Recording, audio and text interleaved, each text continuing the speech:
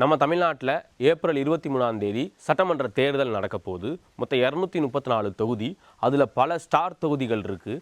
அந்த ஸ்டார் தொகுதிகளில் முக்கியமான தொகுதி காரைக்குடி தொகுதி. ஏன்னா காரைக்குடி தொகுதியில் தான் நாம் தமிழர் கட்சியோட முதல்வர் வேட்பாளர் போட்டி போடுறாரு.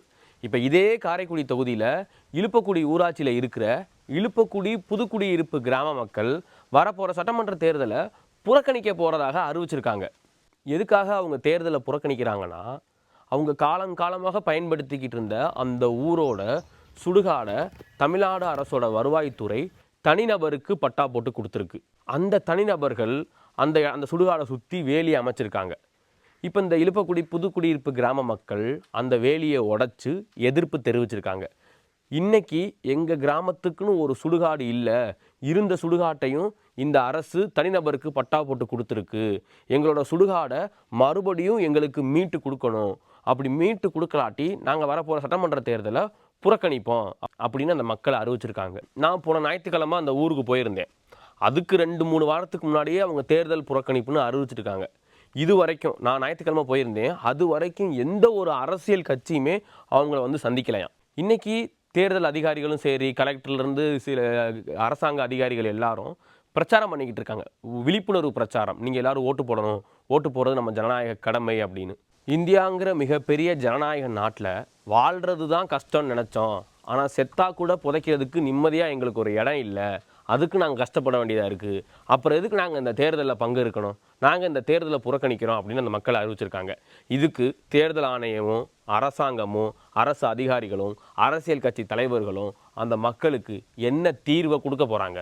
இதுக்கு முன்னாடி 2024 எங்கள் சுடுகாடை எங்களுக்கு மீட்டு கொடுக்கணும் அப்படின்னு அவங்க காரைக்குடியில் கண்டன ஆர்ப்பாட்டம் நடத்தியிருக்காங்க. இப்போ 26 தேர்தலில் புறக்கணிக்க போகிறோம்னு அறிவிச்சிருக்காங்க. அவங்களுக்கு ஒரு தீர்வு கிடைக்குமா?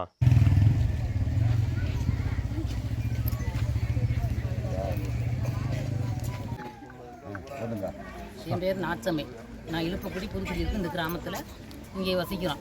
இந்த குடியிருப்பில் 300 குடி இருக்கிறோம். எங்களுக்கு சுடுகாடு இல்லைன்னு இது ஒரு 3-4-5 வருஷத்துக்கு முன்னாலே நாங்கள் இப்போதான் எங்களுக்கு தெரியும். இதுக்கு முன்னாலே நடந்திருக்கு, எங்களுக்கு தெரியல. ஆனால் இதை நாங்கள் இந்த சுடுகாடை மீட்டி எடுக்க நாங்கள் படாத பாடு இல்லை. பெண்கள், ஆண்கள், சின்ன பிள்ளைங்க எல்லாருமே நாங்கள் அவ்வளோ போராடுறோம். எங்களுக்கு ஏன் இந்த சுடுகாடை தரமாட்டேங்கிறாங்கிறதுக்கு நாங்கள் இந்த தடவை நாங்கள் ஓட்டே போட மாட்டோம். யாருமே இந்த குடியிருப்பில் இருக்குது நாங்கள் யாருமே ஓட்டு போடுற மாதிரி எண்ணங்கள் இல்லை. கண்டிப்பாக நாங்கள் இது எல்லாத்தையும் கொண்டாந்து எங்கே ஒப்படைக்கணுமோ அதை நாங்கள் கொண்டு ஒப்படைச்சிடறோம். நாங்கள் ஓட்டு போட மாட்டோம். எங்களுக்கு சுடுகாடு மீட்டி கொடுத்தா தான் நாங்கள் ஓட்டு போடுவோம். அதே எங்களோட முடிவு. எல்லா மக்களோட முடிவுமே அதுதான்.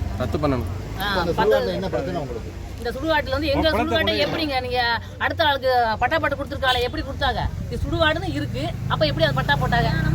மயானம்னு இருக்கிறத எப்படி பட்டா போட முடியும்? அந்த வைதாத்தாளுங்கிறவங்க இறந்த அன்னைக்கு அத்தனை போலீஸ் இங்கே தேவகோட்டையில இருந்து காரைக்குடில இருந்து அவ்வளோ போலீஸ் இறந்தேன். ஃபுல்லும் ஒரு பெரிய ஆட்சியில் இருக்க இறந்தது மாதிரி இங்க நடந்தது. அவ்வளவு பெரிய இது நடந்துமே இன்னமும் அதை மீட்டி கொடுக்க முடியலன்னா நாங்க ஓட்டு போட மாட்டோங்க. நாங்க யாருமே ஓட்டு போட மாட்டோம். அதே உண்மை. அதுதான் இப்ப கடைசி அதே எங்க பண்றது? இப்ப நடந்துச்சு. இப்ப 2 நாளைக்கு முன்னால ஒரு பொண்ணு இறந்து போச்சு. அந்த பொண்ணை தூக்கி நாங்க கலெக்டர் ஆஃபீஸ் போகும்போது முடிவு எடுத்திருந்தோம். அது முடியாம போயிருச்சு. நாங்க கண்டிப்பா நான் கலெக்டர் ஆஃபீஸ் எல்லாருமே இருக்கிறதுக்காக ரெடி ஆயிட்டோம், தயாராயிட்டோம். கண்டிப்பா இப்பவே வேணாலும் நாங்க கிளம்புறதுக்கு ரெடியா இருக்கிறோம். எங்களுக்கு சுடுகாடு வேணும், அவ்வளவுதான்.